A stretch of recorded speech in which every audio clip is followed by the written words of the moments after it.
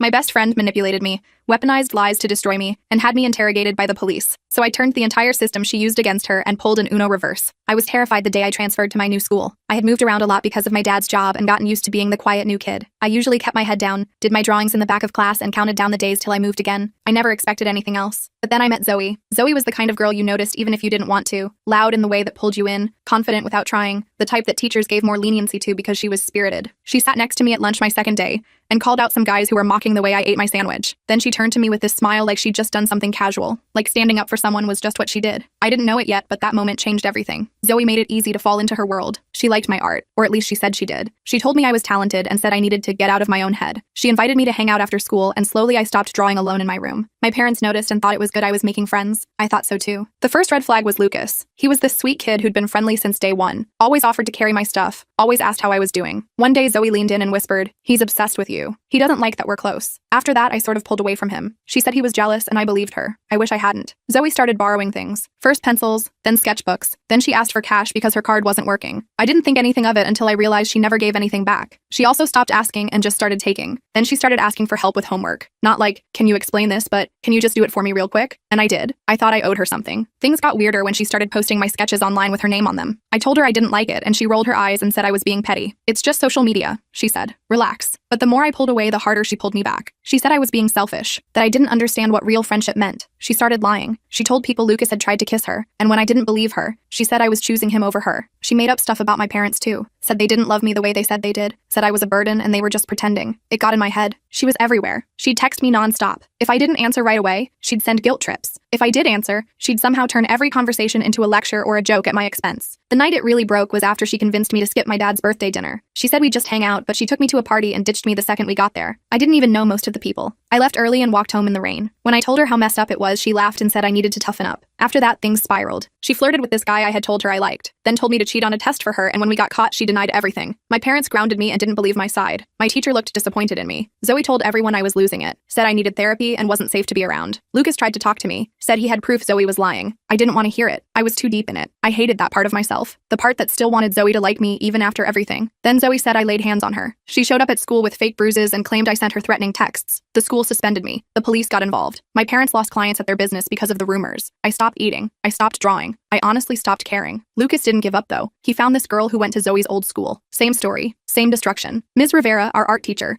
found Zoe's sketchbook in the supply room. It had practice signatures in my handwriting. There were notes written like they were from me but weren't. Then they found the security footage from the night Zoe said I attacked her. I wasn't even there. Turns out Zoe had taken selfies of herself doing the bruises with makeup. She just forgot to delete them. When she got caught, she looked me in the eye and said she envied me. My art, my family, everything. She said watching me break was her masterpiece. But what she didn't know was that I had a plan. I didn't want Zoe to have the satisfaction of thinking she'd broken me. So the minute I walked away from that final confrontation, I started putting my plan into action. First thing I did was call Lucas. I needed someone who'd believe me without question. We met up at the park near my house, the one with those old wooden benches behind the playground where no one ever goes. Lucas looked worried when I showed up, kept glancing around like he expected Zoe to jump out from behind a tree. I dumped everything that had happened, watching his face go from concerned to straight up angry when I told him what Zoe had said about breaking me being her masterpiece. Lucas immediately pulled out his phone, scrolled through some old messages, then showed me a name and number I didn't recognize. "You need to talk to Emma," he said. Apparently Emma had transferred to our school district last year after some drama at her old school. Drama involving Zoe. I hesitated for a second, wondering if this could be another trap, but Lucas had never lied to me before. I texted Emma right there, asking to meet somewhere private. She suggested the public library the next day, and I agreed even though the thought of revealing all this stuff to a stranger made my stomach hurt. That night, I barely slept. Just kept replaying Zoe's cold confession in my head while making notes in a fresh notebook I'd hidden under my mattress. The next day, I got to the library 20 minutes early and grabbed a study room in the back. Lucas showed up first, giving me a quick side hug before sitting down. When Emma walked in, I immediately noticed how jumpy she seemed,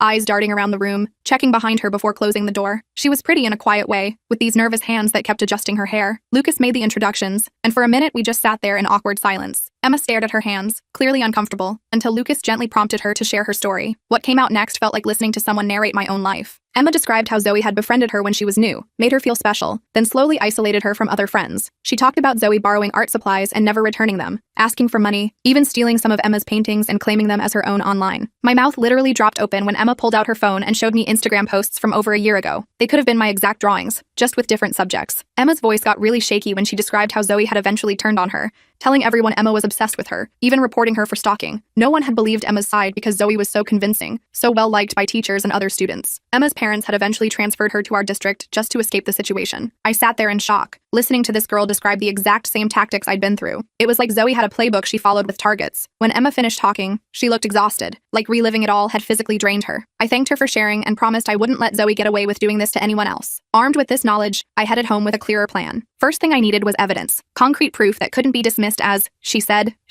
I dug through my phone, looking for old texts from Zoe, but discovered she'd been smart. Many of the most damning messages had mysteriously disappeared. I couldn't prove she'd deleted them, but it seemed suspicious. So I started a new approach, documenting everything in real time. I bought a small voice recorder and started keeping it in my pocket whenever I knew I'd be around Zoe. I set up automatic cloud backups of all texts and social media messages. I started a detailed journal with times, dates, and exact quotes. This wasn't just about clearing my name anymore. This was about stopping Zoe's modus operandi. The next day at school, I cautiously approached Ms. Rivera, my art teacher who had discovered Zoe's notebook with forged signatures. She listened carefully as I explained what I'd learned from Emma, her face getting more concerned with each detail. When I finished, she sighed and explained she was limited in what she could do without more concrete evidence. School protocols meant she couldn't directly accuse a student based on suspicions, but she suggested I continue documenting everything and promised to keep a closer eye on the situation from her position. She also mentioned she'd noticed some inconsistencies in Zoe's artwork submissions recently, but hadn't had enough proof to act on her concerns. I left Ms. Rivera's classroom feeling slightly better. At least one adult believed me. When I got home that afternoon, I decided it was time to come clean to my parents. They'd been walking on eggshells around me since the whole suspension thing, clearly unsure what to believe. I found them in the kitchen and asked for a family meeting. Dad looked surprised but turned off the TV while Mom put down her work laptop. I took a deep breath and started from the beginning, explaining Zoe's manipulation, the stolen artwork, the false assault claims, and finally, what I'd learned from Emma. At first, they seemed skeptical. I could see it in their exchanged glances. Mom even interrupted at one point to ask why I hadn't told them sooner. I pulled out my phone and showed them Emma's social media from a year ago,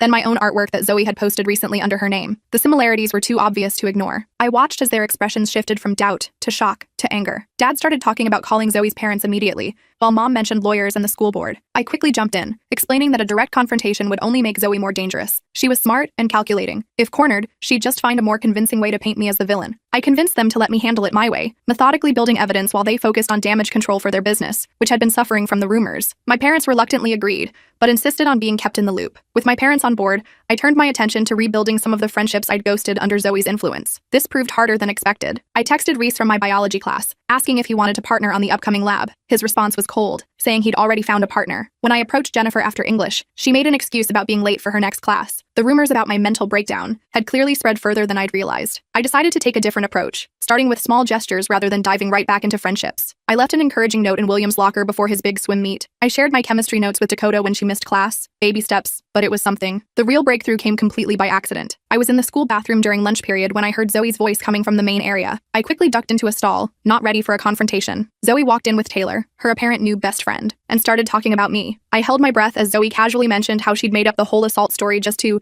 teach me a lesson for not appreciating her friendship. I frantically fumbled for my phone, managed to hit record, and captured about 2 minutes of Zoe bad-mouthing me and laughing about how everyone had believed her over me. When they finally left, my hands were shaking with a mix of anger and vindication. I had actual proof. My excitement quickly faded when I did some research and discovered that recording someone without their consent wasn't legally admissible as evidence in our state. Despite this, I knew the recording could still be valuable in convincing others of the truth, even if it couldn't be used in any official capacity. What was even more disturbing was hearing how she was already starting the same cycle with Taylor, borrowing things, creating small debts, making subtle comments about Taylor's other friends. I sat in that bathroom stall long after Zoe and Taylor had left, watching history begin to repeat itself, and knowing I needed to move faster before another person got hurt. After learning about what I'd heard in the bathroom, I decided I needed to carefully plan my approach to warning Taylor. I thought about how Zoe had twisted my words in the past, so I knew a direct approach could backfire spectacularly. Instead, I needed to be strategic. I'd show Taylor Zoe's technique rather than just telling her about it. I spent that evening sketching out a detailed plan in my hidden notebook, thinking through every possible way Zoe might react and counter it. This wasn't just about exposing Zoe anymore. It was about breaking her systematic method of controlling people before she could hurt someone else. The next morning, I deliberately left my special charcoal pencils, the ones I'd mentioned were a gift from my grandmother, in the art room after class, making sure Taylor noticed them. I even commented on how much they meant to me as we packed up. During lunch, I casually mentioned to Lucas that I'd forgotten my pencils, loud enough for nearby tables to hear. Just as I predicted, by afternoon art class, my pencils had mysteriously appeared in Zoe's supply case. When I spotted them, I calmly walked over and said, "Oh, there are my grandmother's pencils." I was looking everywhere for them, the way Zoe smoothly claimed I'd asked her to. Hold them for safekeeping was masterful. She didn't miss a beat, but I noticed Taylor watching the interaction with newfound interest, especially when Zoe seemed reluctant to actually hand them back. The seed of doubt had been planted. After class, Taylor approached me with questions about the pencils. I was careful not to directly accuse Zoe of anything, just shared that this had happened before with other items. Taylor mentioned that Zoe had borrowed her favorite bracelet last week and hadn't returned it despite several reminders. I simply nodded and said, "That's interesting. letting Taylor draw her own conclusions. The next day, Zoe was absent, and Taylor sat with me at lunch. She had more questions about my history with Zoe, and I answered honestly but cautiously. By the end of lunch, Taylor's expression had shifted from skepticism to concern as she recognized Zoe's strategy in her own experiences. I invited her to meet Emma after school, thinking hearing from another victim might help solidify what Taylor was beginning to see for herself. Taylor agreed, and that afternoon we met Emma at the local coffee shop. As Emma shared her story, I watched Taylor's face change, recognition, then shock, then anger flashing across her features. She kept interrupting with, "She did the exact same thing to me." When Emma showed her the stolen artwork posts, Taylor pulled out her phone and showed us how Zoe had recently posted a poem Taylor had written,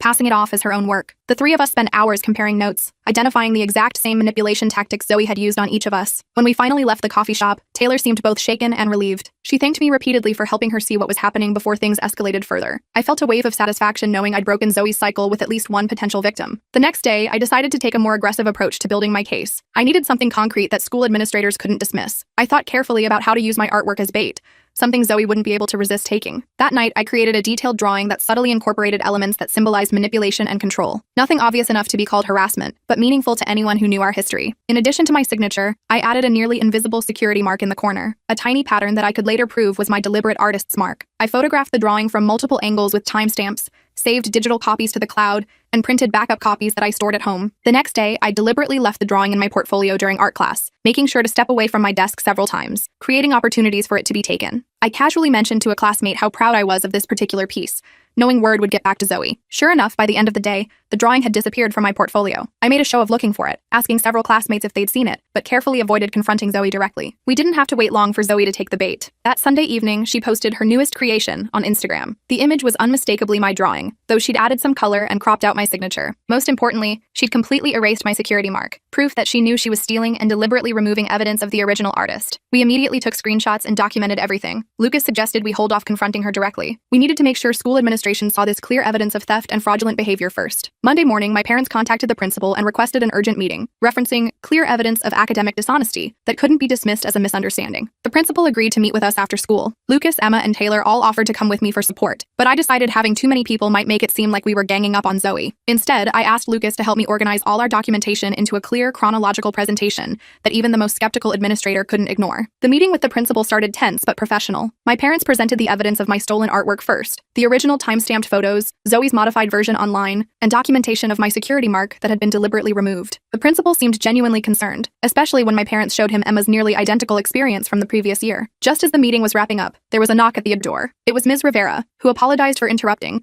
but explained she had relevant information. She described how she'd been monitoring Zoe's artwork more closely since our previous conversation, and had noticed other pieces that seemed suspiciously similar to other students' styles. The principal thanked her for the information and promised a thorough investigation. He asked me to keep the situation confidential while they looked into it. The next morning, I was called back to the principal's office. Zoe was already there with her parents, looking completely unworried. Her father, a corporate lawyer like mine, immediately dominated the conversation, suggesting this was just a misunderstanding between teenagers being blown out of proportion. The principal calmly presented the evidence we'd provided, the time-stamped original artwork, the security mark, and Zoe's modified version online. Zoe's expression didn't change as she claimed I was copying her style, and must have created my version after seeing hers online. Her perfect composure cracked only when the principal mentioned the recording from the bathroom, though it wasn't legally admissible as evidence in court. He explained it was certainly relevant for an internal school investigation. Zoe's face went pale, and she glanced at her parents with genuine fear for the first time. Her father demanded to hear this alleged recording, and when the principal played it, the room went completely silent. Zoe's voice was unmistakable as she laughed about making up the assault allegations and mentioned how easy it was to manipulate people into believing her over me. Her mother gasped, and her father's professional demeanor slipped as he asked Zoe if that was really her voice. Zoe's carefully constructed facade finally crumbled. She started crying, claiming the recording was taken out of context, that she was just venting after I'd been so mean to her. But the damage was done. Her parents could hear the truth in her voice, the casual cruelty as she'd laughed about ruining my reputation. The principal explained that given the evidence, Zoe would be suspended immediately pending further investigation into all the allegations. He suggested her parents seek counseling for her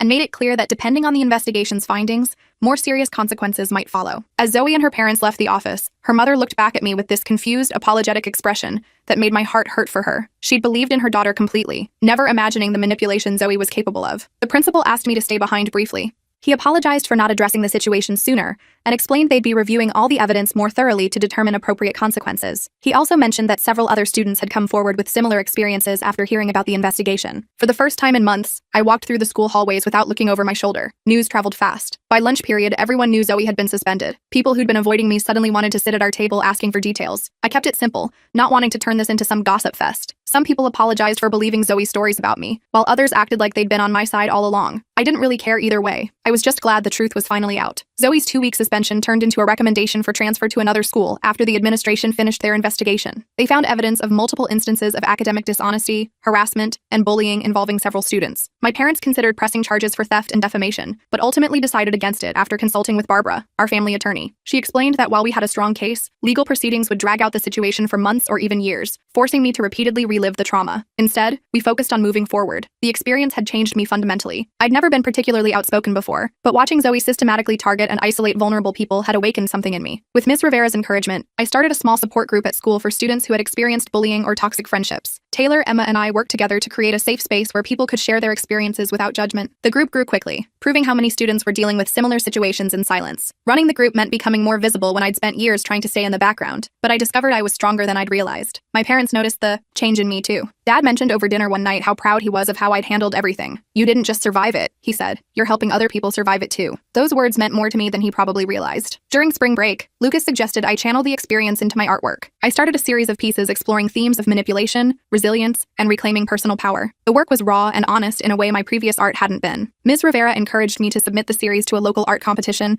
and to my shock, I won second place. The judge specifically commented on the emotional depth and authenticity of the pieces. When senior year rolled around, I felt like a completely different person from the quiet, invisible girl who had started at this school. I had real friends who had seen me at my worst and stood by me anyway. I'd found my voice and learned how to use it to help others. Most importantly, I'd discovered that my quiet nature wasn't a weakness to be exploited. It was a strength that had allowed me to observe, plan, and ultimately reclaim my story. A month before graduation, I received a message request from Zoe. She was at her new school now but wanted to clear the air before we all went off to college. I stared at the message for a long time, tempted to ignore it completely. But curiosity got the better of me, and I agreed to meet her at a coffee shop downtown, a public place with plenty of witnesses. Lucas insisted on coming with me, sitting at a nearby table just in case. When Zoe walked in, she looked smaller somehow, less intimidating than I remembered. She sat across from me and launched into what sounded like a rehearsed apology, talking about therapy and personal growth, and how she now understood her actions were inappropriate. I listened without interrupting, searching her face for any sign of genuine remorse. When she finished, I simply asked, "Why did you do it?" She seemed startled by the direct question, her practiced speech forgotten. After a long pause, she admitted that seeing my talent, my family, my potential, had made her feel insignificant. "Breaking you was easier than improving myself," she said quietly. It wasn't a justification, just a sad truth. I didn't forgive her. Some things go beyond forgiveness, but I thanked her for her honesty and wished her well with her therapy. As I walked away, I realized I felt nothing but pity for her. She'd once seemed so powerful, so threatening, but now she just looked like a troubled girl who couldn't stand seeing light in others. On graduation day, I walked across the stage to receive my diploma with my head held high. My parents cheered embarrassingly loud, and my friends waited with hugs at the bottom of the steps. The girl who had entered this school hoping to remain invisible